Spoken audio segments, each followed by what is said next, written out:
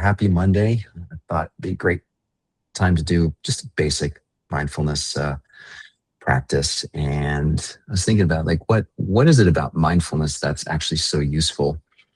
And here's one angle. There's lots of use to it, but probably the biggest one is this idea here. So thinking is not a problem, right? Us having thoughts, ideas, memories, beliefs, whatever we label as thinking, in and of itself is not really problematic. Where it can get us into trouble, and by trouble I mean we start saying things that we later on regret, or we start doing things or taking certain actions, right? It has to do with what that thought or those particular thoughts are compelling us to do. So it's when we think without knowing that we're thinking, that's when we get confused about who and what we are, right? So the thought pops up out of nowhere, one of tens of thousands of such thoughts that we have throughout the day. And suddenly there's this compulsive feeling to do something or say something or what have you. And so the power behind being able to be mindful of that and just notice that, oh, it's just a thought. It's just one of many, many thoughts that I'm going to have today. If we can become aware of that and really see it for what it is, then on some level we have choice. Okay, what do I actually want to do with it? I'm noticing this compulsive feeling kick in that I want to open my mouth and say something, but it's just a thought, do I really need to do that? So I thought, this is like sort of mindfulness 101. And this is where in Buddhism, the freedom that comes from just knowing this truth, it can really set us free, not just in terms of our interactions with others, but probably most importantly, our interactions within ourselves, right? That sad, depressive, anxious, whatever it might be, those thoughts that pop up. And then before we know it, we're being dragged along by these thoughts. And we can free ourselves from that. So let's spend a few minutes today seeing what it's like to notice thoughts coming and going, and also noticing that compulsion to act on them. So let's start by closing our eyes. Feet on the ground. Your hands just sort of resting in your lap. My fingertips are touching, but you can also just hold one hand in the palm of the other.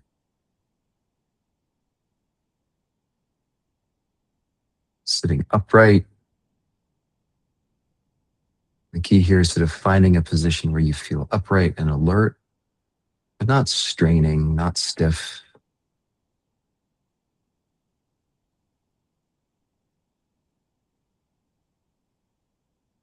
Something that's helpful is imagine an invisible thread gently pulling you up the very top of your head.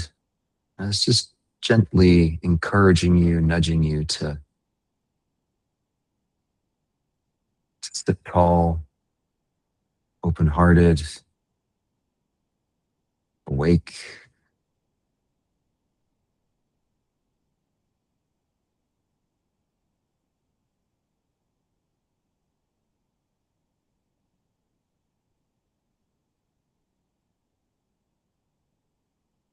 Resting in the stillness.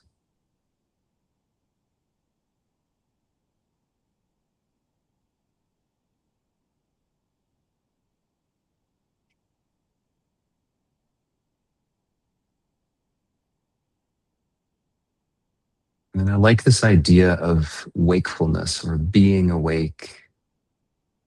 I guess the question is, awake, what does that mean? Awake to what? So I'm going to encourage you to wake up to the thoughts that are continuously and endlessly streaming through the mind. Every moment that we're awake, the mind is thinking. And it does so in the same way that the heart is just beating, the lungs are breathing. The brain does this magical thing where it turns sensations and ideas and information from from our body into stories. And these stories have different flavors. Sometimes we call them memories. Sometimes we think of them as ideas about the future.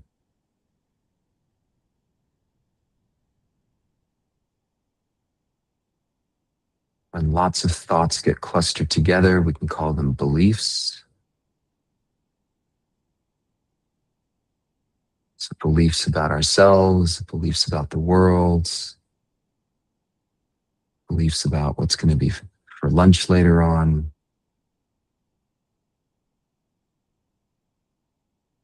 See if you can just sit back and just observe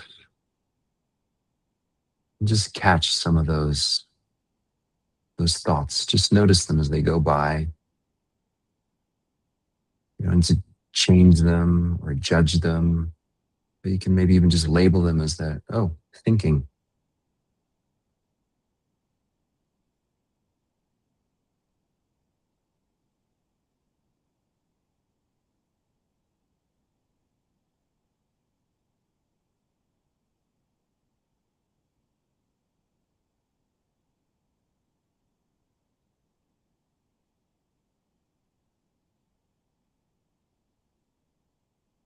And my guess is that if you can start noticing some of the many thoughts that pass through the mind, there's typically a sort of a feeling tone to them.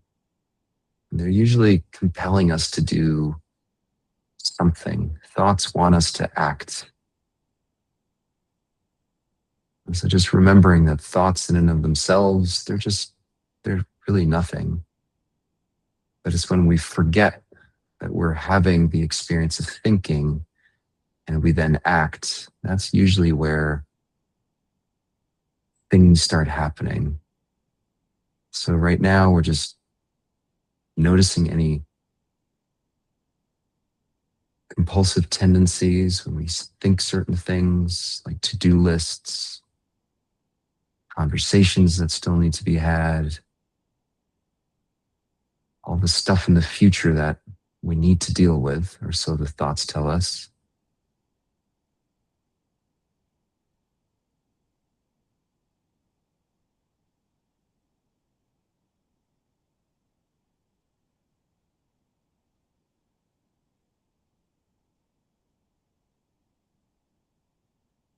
And then there's also lots of thoughts about the past. We call them memories.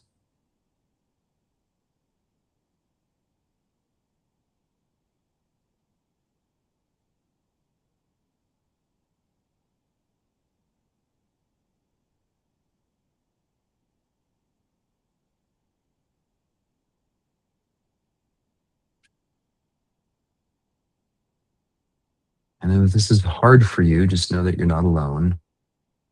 This is certainly the way I learned. It's one of the simplest things you can do, and it's also one of the hardest things for us humans to do, which is just to sit quietly, just stay open, and just observe the mind thinking without attaching, without reacting. It's like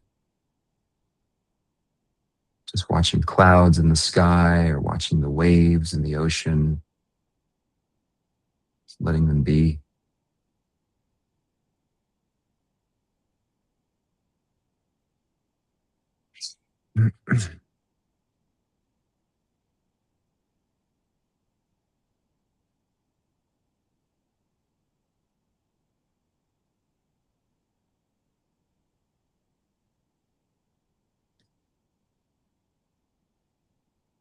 And if you sit quietly for long enough, eventually I think you'll all find yourselves at some point having attached to a thought or a belief or a memory, and then you sort of go down the rabbit hole, you engage with it. And this usually happens really automatically and unconsciously. And that's when we're no longer awake. That's when we're sort of wrapped up in the trance of the content of the mind and those thoughts. So the goal there is then when you notice that, just gently and kindly, just remind yourself, take a step back, And say, all right, right now I'm just watching. I'm not engaging. I'm not doing. I'm just watching.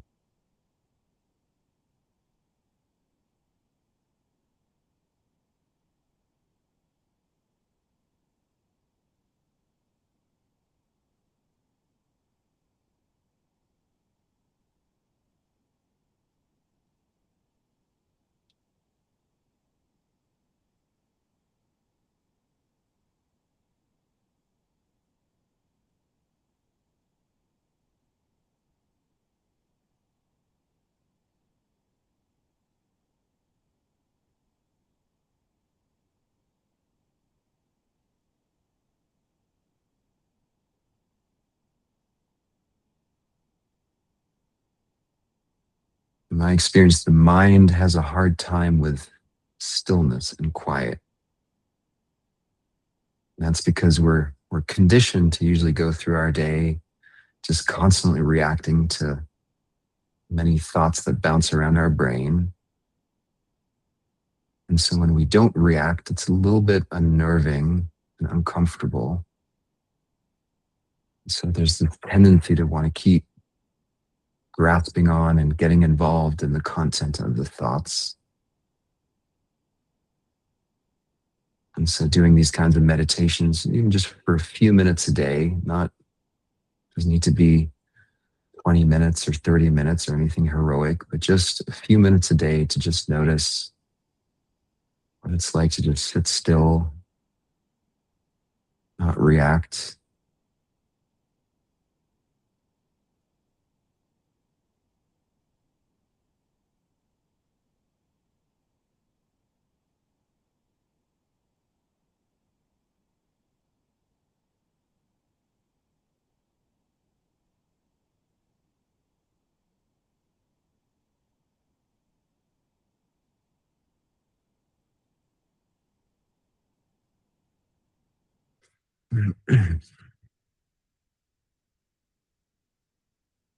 And again, if you lose the thread of just the watching and you find yourself wrapped up in thoughts, just gently come back and just sort of reassume the position of just watching and just see how long you can hold on to that.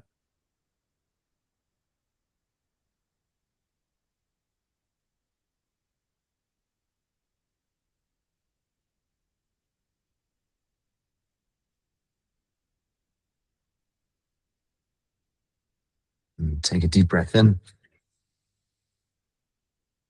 long, slow out breath through the mouth, relaxing the shoulders, the throat, and the hands. Hold for 5, 4, 3, 2, 1, and in and out.